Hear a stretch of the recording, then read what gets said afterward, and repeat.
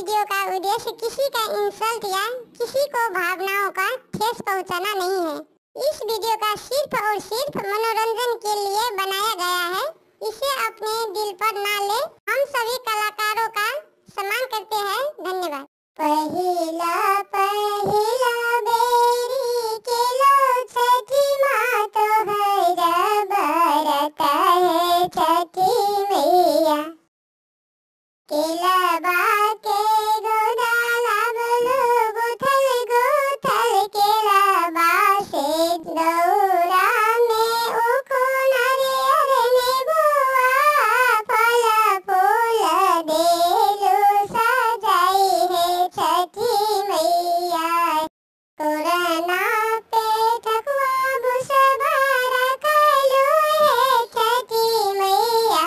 कलशा में जल भरलू फल फूल देलू है छठी मैया। वही ऊपर नारियल कलशा बैठलू है छठी मैया।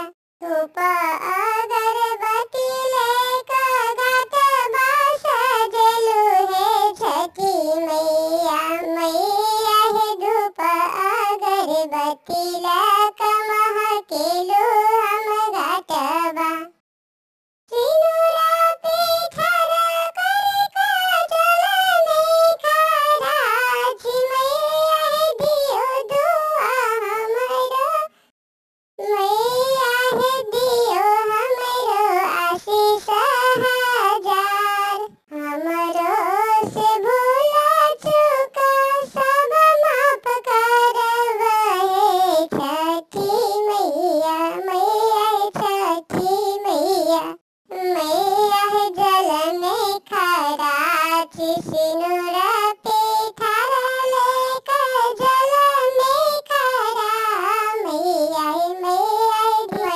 है फल फूल धूप बत्ती लेकर जल में खड़ा। मैया है दियो हमरो असरा पुराई। मैया सबका सुने छी मैया हमरो सुने छी कियाना। मैया सबका गोदी भरे छी मैया हमरो कियाना। मैया भयो हमरो गोदी भर दिया छठी मैया है दियो गोदी भर हमरो छठी मैया।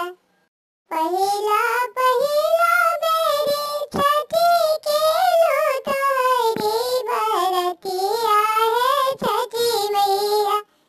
दिल्ली रानी गीत यूट्यूब चैनल पे आपका स्वागत है।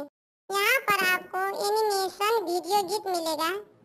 अगर आपको यह चैनल दिल्ली रानी गीत आपको पसंद है तो अपना कमेंट करें और साथ साथ चैनल को सब्सक्राइब जरूर करें।